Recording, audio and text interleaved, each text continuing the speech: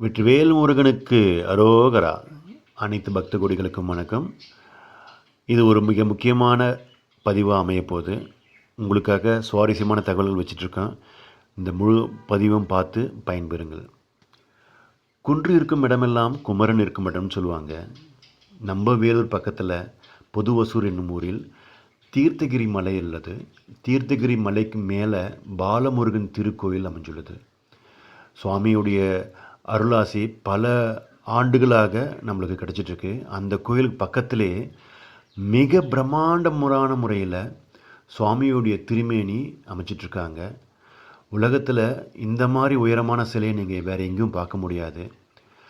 Malaysia Batumalai முருகனும் சரி, சேலம் முத்துமலை முருகனும் சரி, தரையில் அடிவாரத்தில் தான் அமைஞ்சிருக்கு.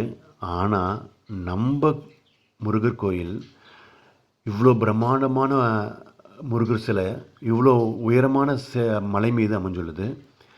கால் பாதத்திலிருந்து தலை உச்சி வரை கிட்டத்தட்ட 94 அடி பீடத்தை விட்டுடுங்க. இதுவரையிலுமே 94 அடி உள்ளது. மிக பிரம்மாண்டமான முறையில் அமைச்சிட்ருக்காங்க. நீங்கள் இப்போ பார்க்குறது பார்த்தீங்கன்னா முருகனுடைய சிலையுடைய மாடல். பாருங்கள், காது மடல்கள் இருக்குது பார்த்தீங்களா? அந்த காது மடல்களில் தோடுன்னு சொல்லலாம். இந்த தோடு காது மடலிலிருந்து தனியாக தொங்கிட்டு இருக்க மாதிரி அமைச்சிருக்காங்க. இப்போ நீங்கள் பார்க்குறது ஒரிஜினல் தோடு. கிட்டத்தட்ட 54 கிலோ. இவ்வளோ வெயிட் உள்ள அந்த தோடு காற்றில் அசையும் போது எவ்வளோ ரம்மியமான காட்சியாக இருக்கும் பாருங்கள். ஒரு நேர்த்தியான முறையில், அழகான முறையில் சுவாமியுடைய சிலை அமைச்சிட்ருக்காங்க. முருகர்னாவே அழகு. இவ்வளோ அழகான பிரம்மாண்டமான முருகர் சிலை அருள் பாவிக்க போகிறாருன்னு சொல்லும்போது 4 மாதம் கழித்து இவ்வளோ மன மகிழ்ச்சியாக இருக்கும் பாருங்கள்.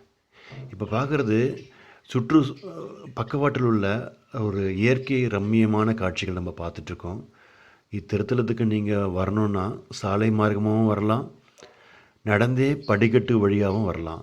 இன்னும் சாலை பணிகள் முழுமை பெறலை. 4 மாதங்கள் கழித்து கும்பாபிஷேகம் வரும்பொழுது நம்ம அற்புதமான ஒரு சாலையை நம்ம பார்க்கலாம். இன்னொரு முக்கியமான தகவல் என்னென்னா, மலேசியாவில் இருக்கக்கூடிய பத்துமலை முருகரையும் சேலத்தில் இருக்கிற முத்துமலை முருகரையும் வடிவமைச்சவங்க தான் இந்த முருகர் சிலையும் வடிவமைச்சிட்ருக்காங்க. அது மட்டும் இல்லாமல் இந்த திருத்தலத்தில் பாலமுருகன் சிலை குழந்தை வடிவத்தில் இருப்பார். சிறிய சிற்பமாக இருக்கும்.